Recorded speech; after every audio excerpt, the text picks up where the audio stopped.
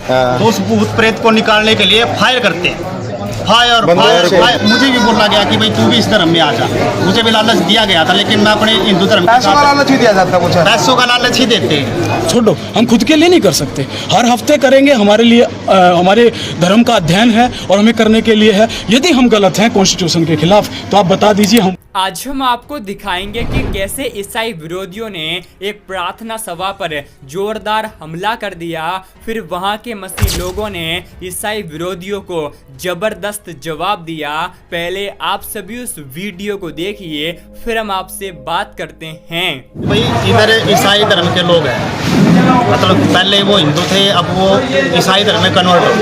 भाई सबको अधिकार है, कोई किसी धर्म में जा सकता है, लेकिन इन्होंने यहाँ पर इतना तांडव मचा रखा है कि जैसे हर संडे सुबह 9 बजे शुरू हो जाए, स्पीकर बजाओगे, चिल्लाओगे, रोवे पिटेगे, किलकी मारेगे, डर का साया।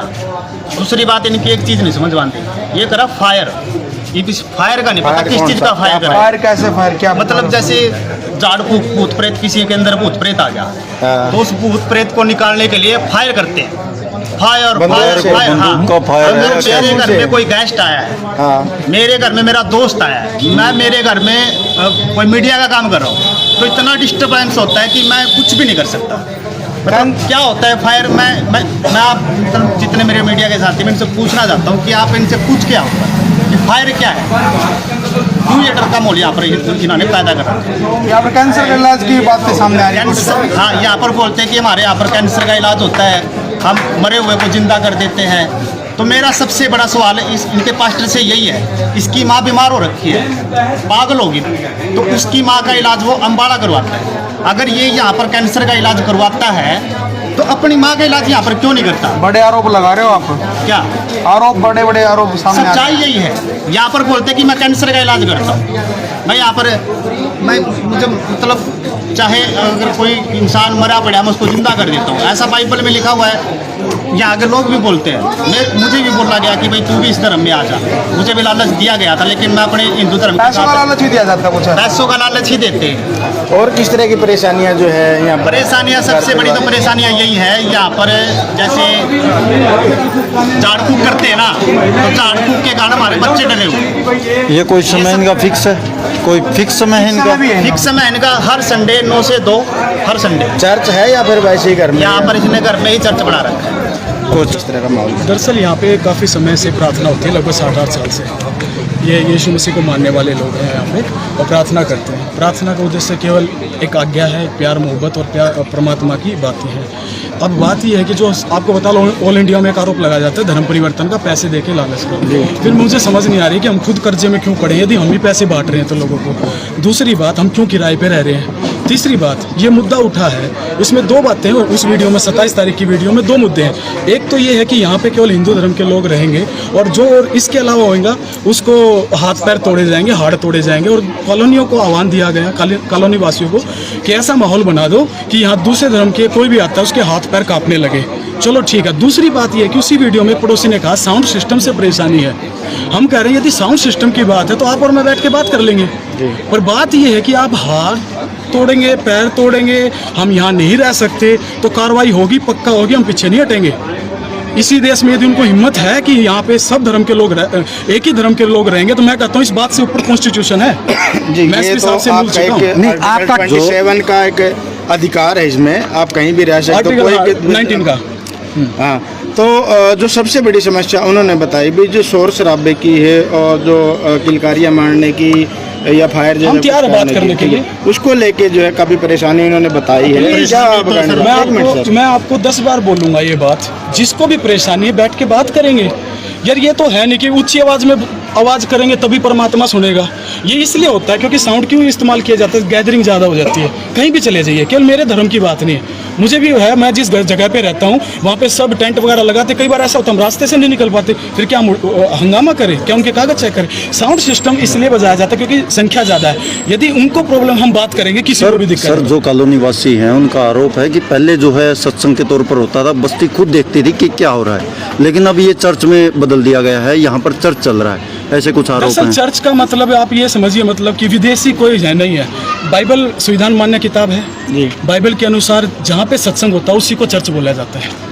उसी को दूसरे धर्म में उसको क्या घर को ही चर्च बना दिया जाएगा फिर? नहीं, दरअसल क्या है, घर में क्या है कि इन्होंने जो जगह है, जैसे घर में एक मंदिर की जगह हो जाती जी। है, एक स्थान हो जाता है कि भाई कभी भी कोई जगराता, आपने देखा नहीं गाँव में बहुत सारी लेडीज अपने घर में एक आंगन में बैठ के परमात्मा का नाम ले लेती है। इन्होंने अपना घर ऊपर शिफ्ट करके नीचे रहने के लिए, बैठ के प्रार्थना करने के लिए, लोगों से बात करने के लिए किया है। केवल यही नहीं, हम अपने अपने घर में भी जहाँ देखो, यदि बाइबल के अनुसार देखो तो जहाँ 2 या 3 जन लोग इकट्ठे होकर प्रार्थना करते हैं वही चर्च है। चाहे वो आप पेड़ के तले कर लो, चाहे अपने घर में कर लो, चाहे चर्च की बिल्डिंग बना लो। एक बात और सर, जैसा क्या नाम है आपका?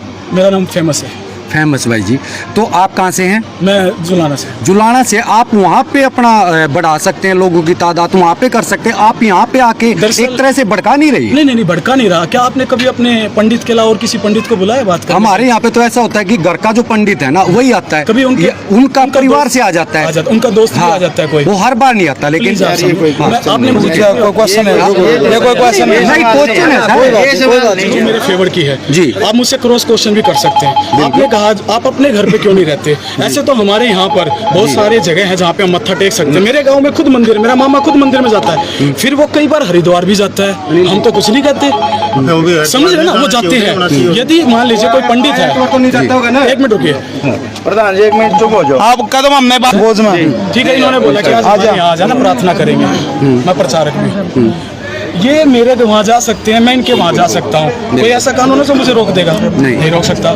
चाहे वो भक्ति की बात हो, चाहे वो कोई का, यदि कोई गैर कानूनी काम होता है, अभी बैठूंगा, अभी चलूंगा। भाई साहब, एक सवाल है, आपने अभी कहा कि नीचे का जो है इनका रहने का है और ऊपर का इन्होंने अपना आस्था का बना लिया।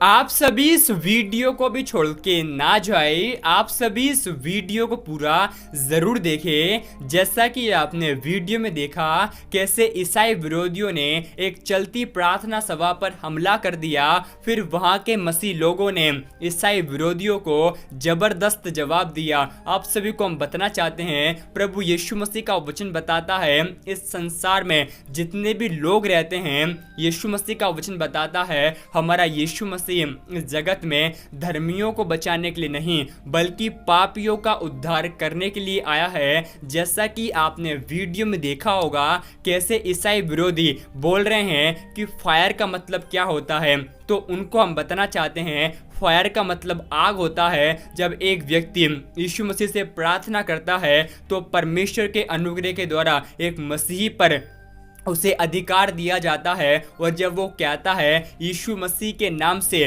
फायर, तो इसका मतलब ये है वो दुष्ट आत्मा को कमांड कर रहा है कि दुष्ट आत्मा उस शरीर से, उस जगह से निकल जा। हम आपको बताना चाहते हैं, ईसाई विरोधियों को हम एक ही बात कहना चाहते हैं, परमेश्वर का वचन बताता है अंत के समय में हर एक घुटना प्रभु यीशु मसीह के सामने झुकेगा और हर एक जीभ ये अंगीकार करेगी कि हमारा यीशु मसीह प्रभु है। मसीही विरोधी भी एक दिन जरूर यीशु मसीह के सामने घुटने टेकेंगे, क्योंकि परमेश्वर का वचन बताता है मार्ग, सत्य, जीवन हमारा यीशु मसीह है। कोई भी यीशु मसीह के बिना परमेश्वर तक नहीं पहुंच सकता है।